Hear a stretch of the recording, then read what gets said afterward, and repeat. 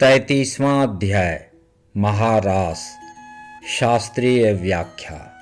श्रीमद् भागवत में ये रासलीला के 5 अध्याय उसके प्राण माने जाते हैं। भगवान श्री कृष्ण की परम अंतरंग लीला निस्वरूप भूता गोपिकाओं और ह्लादिनी शक्ति श्री राधा जी के साथ होने वाली भगवान की दिव्याति दिव्य क्रीड़ा इन अध्यायों में कही गई है। रास शब्द का मूल रस है और रस स्वयं भगवान श्री कृष्ण ही हैं। रसो वै शः। जिस दिव्य क्रीड़ा में एक ही रस अनेक रसों के रूप में होकर अनंत अनंत रस का समास्वादन करे, एक रस ही रस समूह के रूप में प्रकट होकर स्वयं ही आस्वाद्य आस्वादक लीला धाम और विभिन्न आलम्बन एवं उद्दीपन के रूप में क्रीड़ा करे, उसका नाम रास है। यह भगवान की विशेष कृपा से प्रेमी साधकों के हितार्थ कभी कभी अपने दिव्य धाम के साथ ही भूमंडल पर भी अवतीर्ण हुआ करती है, जिसको देख सुन एवं गाकर तथा स्मरण चिंतन करके अधिकारी पुरुष रस स्वरूप भगवान की इस परम रसमयी लीला का आनंद ले सकें और स्वयं भी भगवान की लीला में सम्मिलित होकर अपने को कृतकृत्य कर सकें। इस पंचाध्यायी में वंशित ध्वनि, गोपियों के अभिसार, श्री कृष्ण के साथ उनकी बातचीत, रमण, श्री राधा जी के साथ अंतर्धान, पुनः प्राकट्य, गोपियों के द्वारा दिए हुए वसनासन पर विराजना, गोपियों के कूट प्रश्न का उत्तर, रास नृत्य, क्रीड़ा, जलकेली और वन विहार का वर्णन है, जो मानवीय भाषा में होने पर भी वस्तुतः परम दिव्य है। समय के साथ ही मानव मस्तिष्क भी पलटता रहता है। कभी अंतर्दृष्टि की प्रधानता हो जाती है और कभी बहिर्दृष्टि की। आज का युग ही ऐसा है जिसमें भगवान की दिव्य लीलाओं की तो बात ही क्या, स्वयं भगवान के अस्तित्व पर ही अविश्वास प्रकट किया जा रहा है। ऐसी स्थिति में इस दिव्य लीला का रहस्य न समझकर लोग तरह तरह की आशंका प्रकट करें, इसमें आश्चर्य की कोई बात नहीं है।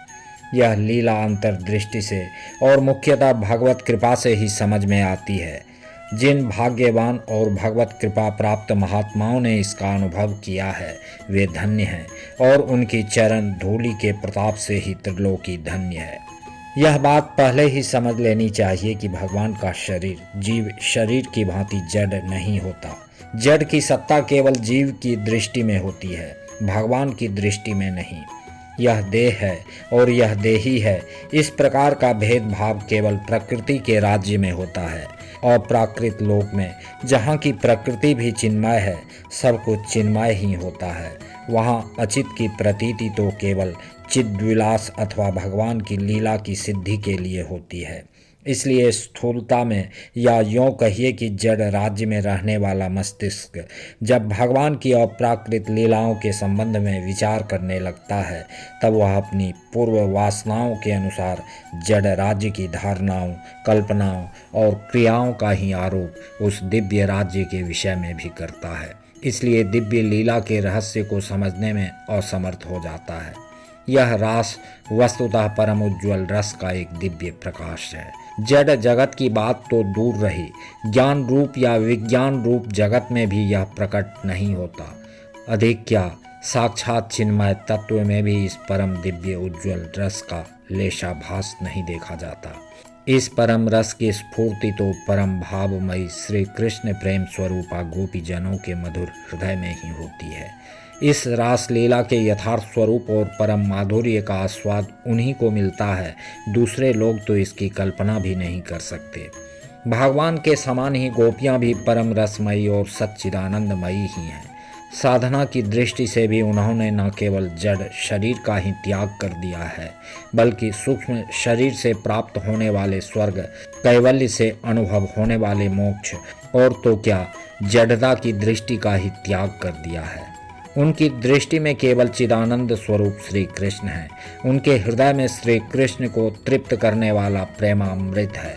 उनकी इस अलौकिक स्थिति में स्थूल शरीर, उसकी स्मृति और उसके संबंध से होने वाले अंग संग की कल्पना किसी भी प्रकार नहीं की जा सकती। ऐसी कल्पना तो केवल देहात्म बुद्धि से जकड़े हुए जीवों की ही होती है। जिन्होंने गोपियों को पहचाना है, उन्होंने गोपियों की चरण धूलि का स्पर्श प्राप्त करके अपनी कृतकृत्यता चाही है।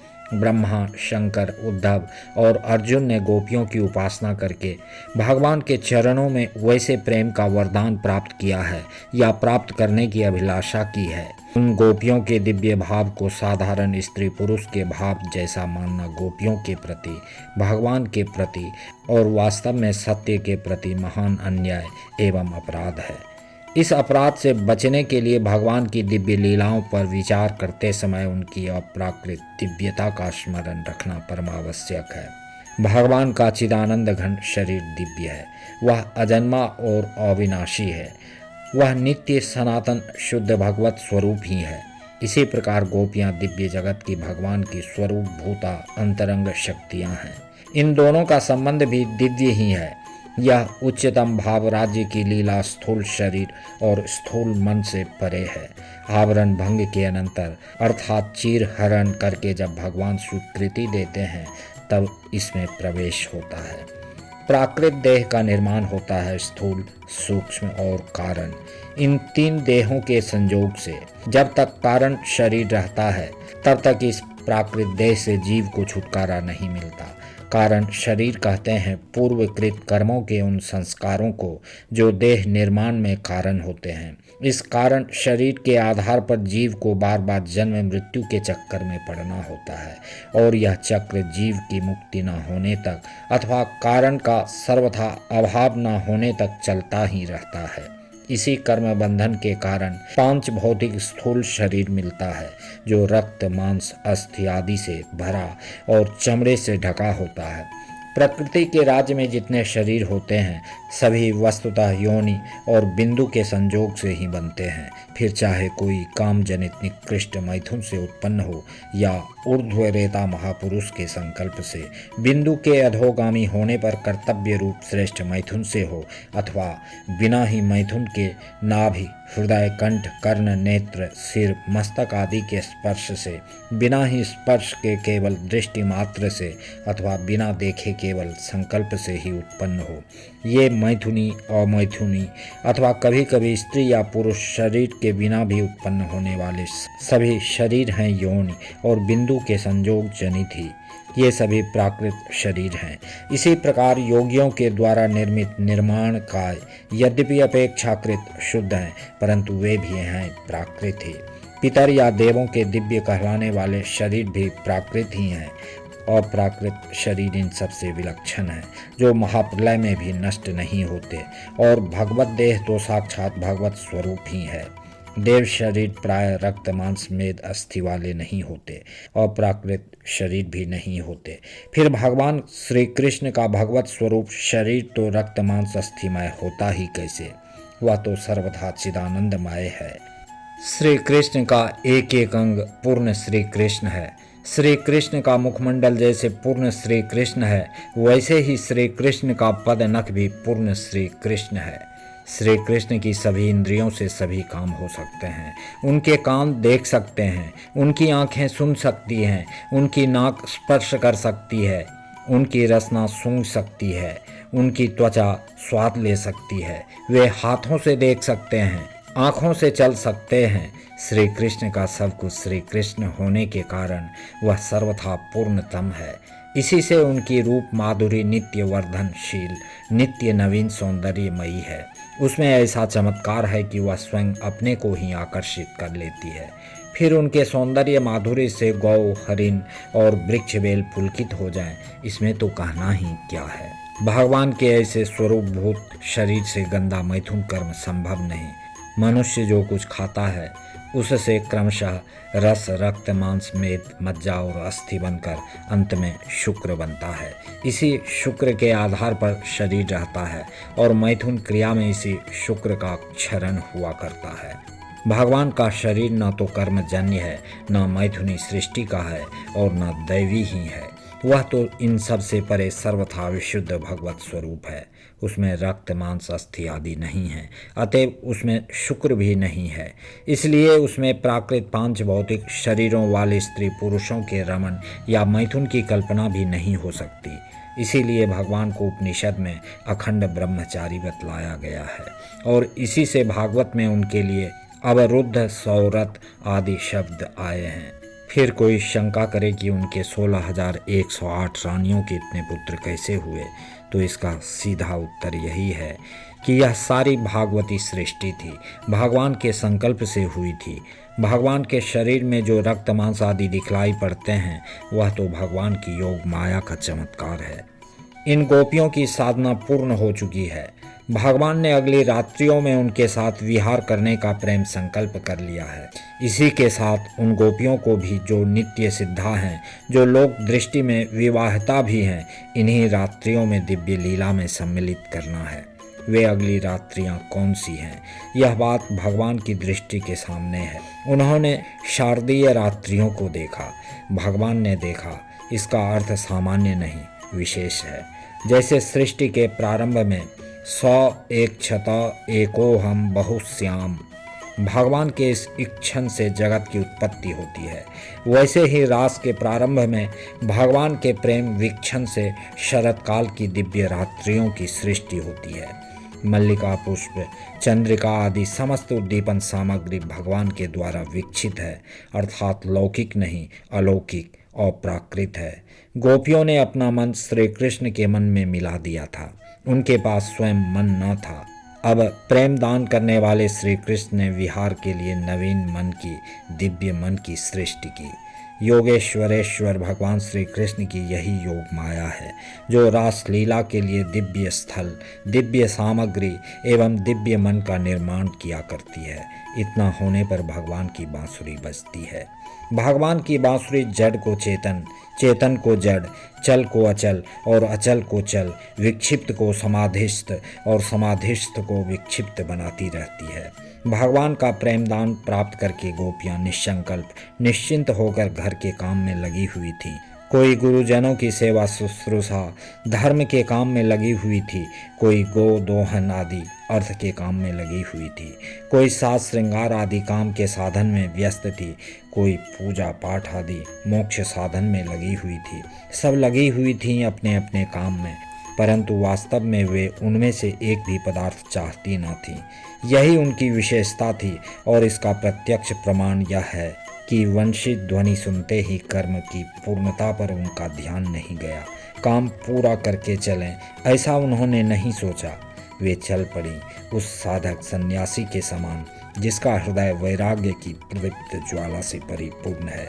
किसी ने किसी से पूछा नहीं, सलाह नहीं की, अस्त व्यस्त गति से जो जैसे थी वैसे ही श्री कृष्ण के पास पहुंच गए। वैराग्य की पूर्णता और प्रेम की पूर्णता एक ही बात है, दो नहीं। गोपियां व्रज और श्री कृष्ण के बीच में मूर्तिमान वैराग्य हैं या मूर्तिमान प्रेम, क्या इसका निर्णय कोई कर सकता है?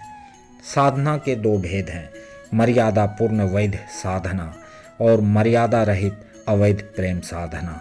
दोनों के ही अपने अपने स्वतंत्र नियम हैं। वैध साधना में जैसे नियमों के बंधन का, सनातन पद्धति का, कर्तव्यों का और विविध पालनीय कर्मों का त्याग साधना से भ्रष्ट करने वाला और महान हानिकर है, वैसे ही अवैध प्रेम साधना में इनका पालन कलंक रूप होता है। यह बात नहीं कि इन सब आत्मोन्नति के साधनों को वह अवैध प्रेम साधना का साधक जानबूझकर छोड़ देता है। बात यह है कि वह स्तर ही ऐसा है जहाँ इनकी आवश्यकता नहीं है। ये वहाँ अपने आप वैसे ही छूट जाते हैं जैसे नदी के पार पहुँच जाने पर स्वाभाविक ही नौका की सवारी छूट जाती है। जमीन पर ना तो नौका पर बैठकर चलने का प्रश्न उठता है और न ऐसा चाहने या करने वाला बुद्धिमान ही माना जाता है। ये सब साधन वहीं तक रहते हैं जहाँ तक सारी वृत्तियाँ सहज स्वेच्छा से सदा सर्वदा एकमात्र भगवान की ओर दौड़ने नहीं लग जाती।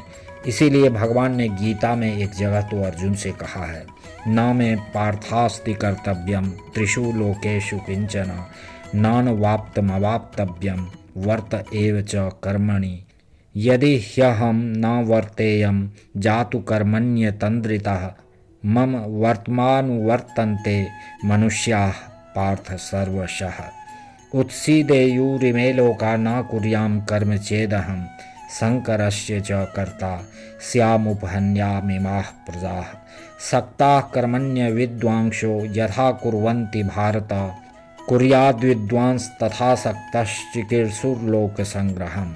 अर्जुन, यद्यपि तीनों लोकों में मुझे कुछ भी करना नहीं है और न मुझे किसी वस्तु को प्राप्त ही करना है, जो मुझे न प्राप्त हो तो भी मैं कर्म करता ही हूँ। यदि मैं सावधान होकर कर्म न करूँ तो अर्जुन, मेरी देखा देखी लोग कर्मों को छोड़ बैठें और यों मेरे कर्म न करने से ये सारे लोग भ्रष्ट हो जाएं तथा मैं इन्हें वर्ण शंकर बनाने वाला और सारी प्रजा का नाश करने वाला बनूं। साधना के इसी उच्च स्तर में परम आदर्श थी। इसी से उन्होंने देह गेह पति पुत्र लोक परलोक कर्तव्य धर्म सबको छोड़कर सबका उल्लंघन कर एकमात्र परम धर्म स्वरूप भगवान श्री कृष्ण को ही पाने के लिए अभिसार किया था। उनका यह पति पुत्रों का त्याग, यह सर्वधर्म का त्याग ही उनके स्तर के अनुरूप स्वधर्म है। इस सर्वधर्म त्याग रूप स्वधर्म का आचरण गोपियों जैसे उच्च स्तर के साधकों में ही संभव है, क्योंकि सब धर्मों का यह त्याग वही कर सकते हैं जो इसका यथाविधि पूरा पालन कर चुकने के बाद इसके परम फल अनन्य और अचिंत्य देव दुर्लभ भगवत प्रेम को प्राप्त कर चुकते हैं। वे भी जानबूझकर त्याग नहीं करते।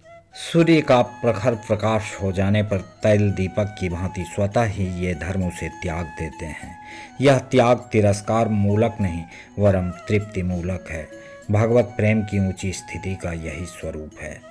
देवर्षि नारद का एक सूत्र है, वेदानपि संन्यस्यति केवलमविच्छिन्नानुरागम लभते। जो वेदों का अर्थात वेद मूलक समस्त धर्म मर्यादाओं का भी भली भांति त्याग कर देता है, वह अखंड असीम भगवत प्रेम को प्राप्त करता है। जिसको भगवान अपनी वंशित ध्वनि सुनाकर नाम ले लेकर बुलाएं, वह भला किसी दूसरे धर्म की ओर ताक कर कब और कैसे रोक सकता है। रोकने वालों ने रोका भी, परंतु हिमालय से निकलकर समुद्र में गिरने वाली ब्रह्मपुत्र नदी की प्रखर धारा को क्या कोई रोक सकता है। वे ना रुकी, नहीं रोकी जा सकी। जिनके चित्त में कुछ प्राक्तन संस्कार अवशिष्ट थे, वे अपने अनधिकार के कारण शरीर जाने में समर्थ ना हुई। उनका शरीर घर में पड़ा रह गया। भगवान के वियोग दुख से उनके सारे कलुष धुल गए। ध्यान में प्राप्त भगवान के प्रेमालिंगन से उनके समस्त सौभाग्य का परम फल प्राप्त हो गया और वे भगवान के पास शरीर जाने वाली गोपियों के पहुंचने से पहले ही भगवान के पास पहुंच गईं, भगवान में मिल गईं। यह शास्त्र का प्रसिद्ध सिद्धांत है कि पाप पुण्य के कारण ही बंधन होता है और शुभाशुभ का भोग होता है। शुभाशुभ कर्मों के भोग से जब पाप पुण्य दोनों नष्ट हो जाते हैं, तब जीव की मुक्ति हो जाती है। यद्यपि गोपियां पाप पुण्य से रहित श्री भगवान की प्रेम प्रतिमा स्वरूपा थीं, तथापि लीला के लिए यह दिखाया गया है कि अपने प्रियतम श्री कृष्ण के पास न जा सकने से उनके विरहानल से उनको इतना महान संताप हुआ कि उससे उनके संपूर्ण अशुभ का भोग हो गया। उनके समस्त पाप नष्ट हो गए और प्रियतम भगवान के ध्यान से उन्हें इतना आनंद हुआ कि उससे उनके सारे पुण्यों का फल मिल गया। इस प्रकार पाप पुण्यों का पूर्ण रूप से अभाव होने से उनकी मुक्ति हो गई। चाहे किसी भी भाव से हो, काम से, क्रोध से, लोभ से, जो भगवान के मंगलमय श्री विग्रह का चिंतन करता है, उसके भाव की अपेक्षा न करके वस्तु शक्ति से ही उसका कल्याण हो जाता है। यह भगवान के श्री विग्रह की विशेषता है। भाव के द्वारा तो एक प्रस्तर मूर्ति भी परम कल्याण का दान कर सकती है। बिना भाव के ही कल्याण दान भगवत विग्रह का सहज दान है। भगवान हैं बड़े लीलामय। जहाँ वे अखिल विश्व के विधाता ब्रह्मा शिव आदि के भी वंदनीय निखिल जीवों के प्रत्यगात्मा हैं, वहीं वे लीला नटवर गोपियों के इशारे पर नाचने वाले भी हैं। उन्हीं की इच्छा से, उन्हीं के प्रेम आह्वान से, उन्हीं के वंशी निमंत्रण से प्रेरित होकर गोपियां उनके पास आईं, परंतु उन्होंने ऐसी भावभंगी प्रकट की, ऐसा स्वांग बनाया मानो उन्हें गोपियों के आने का कुछ पता ही ना हो। शायद गोपियों के मुँह से वे उनके हृदय की बात, प्रेम की बात सुनना चाहते हों। संभव है वे विप्रलंब के द्वारा उनके मिलन भाव को परिपुष्ट करना चाहते हों। बहुत करके तो ऐसा मालूम होता है कि कहीं लोग इसे साधारण बात ना समझ लें, इसलिए साधारण लोगों के लिए उपदेश और गोपियों का अधिकार भी उन्होंने सबके सामने रख दिया। उन्होंने बतलाया, गोपियों, व्रज में कोई विपत्ति तो नहीं आई? घोर रात्रि में यहाँ आने का कारण क्या है? घर वाले ढूंढते होंगे। अब यहाँ ठहरना नहीं चाहिए। वन की शोभा देख ली, अब बच्चों और बछड़ों का भी ध्यान करो। धर्म के अनुकूल मोक्ष के खुले हुए द्वार अपने सगे संबंधियों की सेवा छोड़कर वन में दर दर भटकना स्त्रियों के लिए अनुचित है। स्त्री को अपने पति की ही सेवा करनी चाहिए, वह कैसा भी क्यों ना हो। यही सनातन धर्म है, इसी के अनुसार तुम्हें चलना चाहिए। मैं जानता हूँ कि तुम सब मुझसे प्रेम करती हो, परंतु प्रेम में शारीरिक सन्निधि आवश्यक नहीं है। श्रवण, स्मरण, दर्शन और ध्यान से सानिध्य की अपेक्षा अधिक प्रेम बढ़ता है। जाओ, तुम सनातन सदाचार का पालन करो, इधर उधर मन को मत भटकने दो। श्री कृष्ण की यह शिक्षा गोपियों के लिए नहीं, सामान्य नारी जाति के लिए है। गोपियों का अधिकार विशेष था और उसको प्रकट करने के लिए ही भगवान श्री कृष्ण ने ऐसे वचन कहे थे। इन्हें सुनकर गोपियों की क्या दशा हुई और इसके उत्तर में उन्होंने श्री कृष्ण से क्या प्रार्थना की। वे श्री कृष्ण को मनुष्य नहीं मानती, उनके पूर्ण ब्रह्म सनातन स्वरूप को भली भांति जानती हैं और यह जानकर ही उनसे प्रेम करती हैं। इस बात का कितना सुंदर परिचय दिया। सचमुच जिनके हृदय में भगवान के परम तत्वों का वैसा अनुपम ज्ञान और भगवान के प्रति वैसा महान अनन्य अनुराग है और सच्चाई के साथ जिनकी वाणी में वैसे उद्गार हैं, वे ही विशेष अधिकारवान हैं। गोपियों की प्रार्थना से यह बात स्पष्ट है कि वे श्री कृष्ण को अंतर्यामी योगेश्वरेश्वर परमात्मा के रूप में पहचानती थी और जैसे दूसरे लोग गुरु, सखा या माता पिता के रूप में श्री कृष्ण की उपासना करते हैं, वैसे ही वे पति के रूप में श्री कृष्ण से प्रेम करती थीं, जो कि शास्त्रों में मधुर भाव के उज्ज्वल परम रस के नाम से कहा गया है। जब प्रेम के सभी भाव पूर्ण होते हैं और साधकों को स्वामी सखादी के रूप में भगवान मिलते हैं, तब गोपियों ने क्या अपराध किया था कि उनका यह उच्चतम भाव, जिसमें शांत, दास्य, सख्य और वात्सल्य सबके सब अंतर्भूत हैं और जो सबसे उन्नत एवं सबका अंतिम रूप है, ना पूर्ण हो। भगवान ने उनका भाव पूर्ण किया और अपने को असंख्य रूपों में प्रकट करके गोपियों के साथ क्रीड़ा की। उनकी क्रीड़ा का स्वरूप बतलाते हुए कहा गया है, रेमे रमेशो व्रज सुंदरी भीर यथार्भकः स्वप्रतिबिंब विभ्रमः। जैसे नन्हा सा शिशु दर्पण अथवा जल में पड़े हुए अपने प्रतिबिंब के साथ खेलता है, वैसे ही रमेश, भगवान और व्रज सुंदरियों ने रमण किया। अर्थात सच्चिदानंद घन सर्वांतर्यामी प्रेम रस स्वरूप लीला रसमय परमात्मा भगवान श्री कृष्ण ने अपनी ह्लादिनी शक्ति रूपा आनंद चिन्मय रस प्रतिभाविता अपनी ही प्रतिमूर्ति से उत्पन्न अपनी प्रतिबिंब स्वरूपा गोपियों से आत्म क्रीड़ा की। पूर्ण ब्रह्म सनातन रस स्वरूप रसराज रसिक शेखर रस पर ब्रह्म अखिल रसामृत विग्रह भगवान श्री कृष्ण की इस चिदानंद रसमयी दिव्य क्रीड़ा का नाम ही रास है।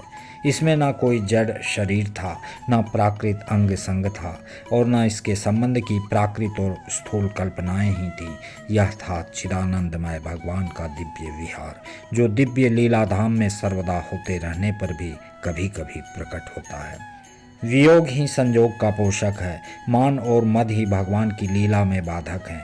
भगवान की दिव्य लीला में मान और मद भी, जो कि दिव्य हैं, इसीलिए होते हैं कि उनसे लीला में रस की और भी पुष्टि हो। भगवान की इच्छा से ही गोपियों में लीलानुरूप मान और मद का संचार हुआ और भगवान अंतर्धान हो गए। जिनके हृदय में लेश मात्र भी मद अवशेष है, नाम मात्र भी मान का संस्कार शेष है, वे भगवान के सम्मुख रहने के अधिकारी नहीं, अथवा वे भगवान का पास रहने पर भी दर्शन नहीं कर सकते। परंतु गोपियाँ गोपियाँ थीं, उनसे जगत के किसी प्राणी की तिलमात्र भी तुलना नहीं है। भगवान के वियोग में गोपियों की क्या दशा हुई, इस बात को रास लीला का प्रत्येक पाठक जानता है। गोपियों के शरीर, मन, प्राण, वे जो कुछ थीं, सब श्री कृष्ण में एक तान हो गए। उनके प्रेमोन्माद का वह गीत, जो उनके प्राणों का प्रत्यक्ष प्रतीक है, आज भी भावुक भक्तों को भावमग्न करके भगवान के लीला लोक में पहुंचा देता है। एक बार सरस हृदय से हृदयहीन होकर नहीं, जिन्होंने अध्यात्म शास्त्र का स्वाध्याय किया है वे जानते हैं कि योग सिद्धि प्राप्त साधारण योगी भी काय व्यूह के द्वारा एक साथ अनेक शरीरों का निर्माण कर सकते हैं और अनेक स्थानों पर उपस्थित रहकर पृथक पृथक कार्य कर सकते हैं। इंद्रादि देवगण एक ही समय अनेक स्थानों पर उपस्थित होकर अनेक यज्ञों में युगपत आहुति स्वीकार कर सकते हैं। निखिल योगियों और योगेश्वरों के ईश्वर सर्व समर्थ भगवान श्री कृष्ण यदि एक ही साथ अनेक गोपियों के साथ क्रीड़ा करें तो इसमें आश्चर्य की कौन सी बात है। जो लोग भगवान को भगवान नहीं स्वीकार करते वही अनेकों प्रकार की शंका कुशंकाएं करते हैं। भगवान की निज लीला में इन तर्कों का सर्वथा प्रवेश नहीं है। गोपियां श्री कृष्ण की स्वकीया थीं या परकीया, यह प्रश्न भी श्री कृष्ण के स्वरूप को भुलाकर ही उठाया जाता है। श्री कृष्ण जीव नहीं है कि जगत की वस्तुओं में उनका हिस्सेदार दूसरा भी जीव हो। जो कुछ भी था, है और आगे होगा उसके एकमात्र पति श्री कृष्ण ही हैं। अपनी प्रार्थना में गोपियों ने और परीक्षित के प्रश्न के उत्तर में श्री सुखदेव जी ने यही बात कही है कि गोपियों के पति, उनके पुत्र, सगे संबंधी और जगत के समस्त प्राणियों के हृदय में आत्मा रूप से, परमात्मा रूप से जो प्रभु स्थित हैं वही श्री कृष्ण हैं। कोई भ्रम से, अज्ञान से भले ही श्री कृष्ण को पराया समझे, वे किसी के पराये नहीं हैं, सबके अपने हैं, सब उनके हैं। श्री कृष्ण की दृष्टि से, जो कि वास्तविक दृष्टि है, कोई परकीया है ही नहीं, सब स्वकीया हैं, सब केवल अपना ही लीला विलास हैं, सभी स्वरूप भूतांतरंगा शक्ति हैं। गोपियां इस बात को जानती थीं और स्थान स्थान पर उन्होंने ऐसा कहा है। ऐसी स्थिति में जार भाव का कोई लौकिक अर्थ नहीं रह जाता। जहाँ काम नहीं है, अंग संग नहीं है, वहाँ जार भाव की कल्पना ही कैसे हो सकती है। गोपियाँ परकिया नहीं थीं, स्वकीया थीं, परंतु उनमें परकिया भाव था। परकिया होने में और परकिया भाव होने में आकाश पाताल का अंतर है। परकिया भाव में तीन बातें बड़े महत्व की होती हैं: अपने प्रियतम का निरंतर चिंतन, मिलन की उत्कंठा और दोस्त दृष्टि का सर्वथा अभाव। स्वकीय भाव में निरंतर एक साथ रहने के कारण ये तीनों बातें गौण हो जाती हैं, परंतु परकीय भाव में ये तीनों भाव बने रहते हैं। कुछ गोपियां जार भाव से श्री कृष्ण को चाहती थीं। इसका इतना ही अर्थ है कि वे श्री कृष्ण का निरंतर चिंतन करती थीं, मिलने के लिए उत्कंठित रहती थीं और श्री कृष्ण के प्रत्येक व्यवहार को प्रेम की आंखों से ही देखती थीं।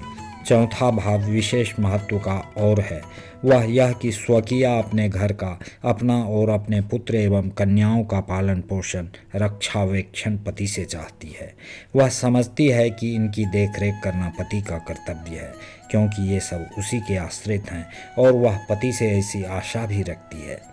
कितने ही पति पराये ना क्यों ना हो, स्वकीया में यह सकाम भाव छिपा रहता ही है, परंतु परकीया अपने प्रियतम से कुछ नहीं चाहती, कुछ भी आशा नहीं रखती। वह तो केवल अपने को देकर ही उसे सुखी करना चाहती है। श्री गोपियों में यह भाव भी भली भांति प्रस्फुटित था। गोपियों के इस भाव के एक नहीं अनेक दृष्टांत श्रीमद् भागवत में मिलते हैं। इसलिए गोपियों पर परकीयापन का आरोप उनके भाव को न समझने के कारण है। जिसके जीवन में साधारण धर्म की एक हल्की सी प्रकाश रेखा आ जाती है, उसी का जीवन परम पवित्र और दूसरों के लिए आदर्श स्वरूप बन जाता है। फिर वे गोपियाँ जिनका जीवन साधना की चरम सीमा पर पहुँच चुका है, अथवा जो नित्य सिद्धा एवं भगवान की स्वरूप भूता हैं, या जिन्होंने कल्पों तक साधना करके श्री कृष्ण की कृपा से उनका सेवाधिकार प्राप्त कर लिया है, सदाचार का उल्लंघन कैसे कर सकती हैं और समस्त धर्म मर्यादाओं के संस्थापक श्री कृष्ण पर धर्मोल्लंघन का लांछन कैसे लगाया जा सकता है। श्री कृष्ण और गोपियों के संबंध में इस प्रकार की कुकल्पनाएं उनके दिव्य स्वरूप और दिव्य लीला के विषय में अनभिज्ञता ही प्रकट करती हैं। जगत गुरु श्री वल्लभाचार्य, श्री श्रीधर स्वामी, श्री जीव गोस्वामी आदि टीकाकारों ने बड़े विस्तार से रासलीला की महिमा समझाई है। किसी ने इसे काम पर विजय बतलाया है, किसी ने भगवान का दिव्य विहार बतलाया है और किसी ने इसका आध्यात्मिक अर्थ किया है। भगवान श्री कृष्ण आत्मा हैं, आत्माकार वृत्ति श्री राधा हैं और शेष आत्माभिमुख वृत्तियाँ गोपियाँ हैं। उनका धारा प्रवाह रूप से निरंतर आत्मरमन ही रास है। किसी भी दृष्टि से देखें, रासलीला की महिमा अधिकाधिक प्रकट होती है। परंतु इससे ऐसा नहीं मानना चाहिए कि श्रीमद् भागवत में वर्णित रास या रमण प्रसंग केवल रूपक या कल्पना मात्र है। वह सर्वथा सत्य है और जैसा वर्णन है वैसा ही मिलन विलासादि रूप श्रृंगार का रसास्वादन भी हुआ है। भेद इतना ही है कि वह लौकिक स्त्री पुरुषों का मिलन न था। उनके नायक थे सच्चिदानंद विग्रह, परात्पर तत्व, पूर्णतम स्वाधीन और निरंकुश स्वेच्छा विहारी गोपीनाथ भगवान नंद नंदन, और नायिका थी स्वयं ह्लादिनी शक्ति श्री राधा जी, और उनकी काय व्यूह रूपा उनकी घनीभूत मूर्तियां श्री गोपीजन। अतएव इनकी यह लीला अप्राकृत थी। जो लोग भगवान श्री कृष्ण को केवल मनुष्य मानते हैं और केवल मानवीय भाव एवं आदर्श की कसौटी पर उनके चरित्र को कसना चाहते हैं, वे पहले ही शास्त्र से विमुख हो जाते हैं। उनके चित्त में धर्म की कोई धारणा ही नहीं रहती और वे भगवान को भी अपनी बुद्धि के पीछे चलाना चाहते हैं। इसलिए साधकों के सामने उनकी युक्तियों का कोई महत्व ही नहीं रहता। जो शास्त्र के श्री कृष्ण स्वयं भगवान हैं, इस वचन को नहीं मानता, वह उनकी लीलाओं को किस आधार पर सत्य मानकर उनकी आलोचना करता है, यह समझ में नहीं आता। जैसे मानव धर्म, देव धर्म और पशु धर्म पृथक पृथक होते हैं, वैसे ही भगवत धर्म भी पृथक होता है और भगवान के चरित्र का परीक्षण उसकी ही कसौटी पर होना चाहिए। भगवान का एकमात्र धर्म है प्रेम परवशता, दया परवशता और भक्तों की अभिलाषा की पूर्ति। यशोदा के हाथों से उखल में बंध जाने वाले श्री कृष्ण अपने निज जन गोपियों के प्रेम के कारण उनके साथ नाचें, यह उनका सहज धर्म है। यदि यह हठ ही हो कि श्री कृष्ण का चरित्र मानवीय धारणाओं और आदर्शों के अनुकूल ही होना चाहिए, तो इसमें भी कोई आपत्ति की बात नहीं है। श्री कृष्ण की अवस्था उस समय 10 वर्ष के लगभग थी, जैसा कि भागवत में स्पष्ट वर्णन मिलता है। गांव में रहने वाले बहुत से 10 वर्ष के बच्चे तो नंगे ही रहते हैं। उन्हें काम वृत्ति और स्त्री पुरुष संबंध का कुछ ज्ञान ही नहीं रहता। लड़के लड़की एक साथ खेलते हैं, नाचते हैं, गाते हैं, त्योहार मनाते हैं, गुड्डे गुड्डी की शादी करते हैं, बारात ले जाते हैं और आपस में भोज भात भी करते हैं। गांव के बड़े बूढ़े लोग बच्चों का यह मनोरंजन देखकर प्रसन्न ही होते हैं। उनके मन में किसी प्रकार का दुर्भाव नहीं आता। ऐसे बच्चों को युवती स्त्रियां भी बड़े प्रेम से देखती हैं, आदर करती हैं, नहलाती हैं, खिलाती हैं। यह तो साधारण बच्चों की बात है। श्री कृष्ण जैसे असाधारण धीर शक्ति संपन्न बालक, जिनके अनेक सद्गुण बाल्यकाल में ही प्रकट हो चुके थे, जिनकी सम्मति, चातुर्य और शक्ति से बड़ी बड़ी विपत्तियों से ब्रजवासियों ने त्राण पाया था, उनके प्रति वहाँ की स्त्रियों, बालिकाओं और बालकों का कितना आदर रहा होगा, इसकी कल्पना नहीं की जा सकती। उनके सौंदर्य, माधुर्य और ऐश्वर्य से आकृष्ट होकर गांव की बालक बालिकाएं उनके साथ ही रहती थीं और श्री कृष्ण भी अपनी मौलिक प्रतिभा से राग, ताल आदि नए नए ढंग से उनका मनोरंजन करते थे और उन्हें शिक्षा देते थे। ऐसे ही मनोरंजनों में से रास लीला भी एक थी, ऐसा समझना चाहिए। जो श्री कृष्ण को केवल मनुष्य समझते हैं, उनकी दृष्टि में भी यह दोष की बात नहीं होनी चाहिए। वे उदारता और बुद्धिमानी के साथ भागवत में आए हुए काम, रति आदि शब्दों का ठीक वैसा ही अर्थ समझें जैसा कि उपनिषद और गीता में इन शब्दों का अर्थ होता है।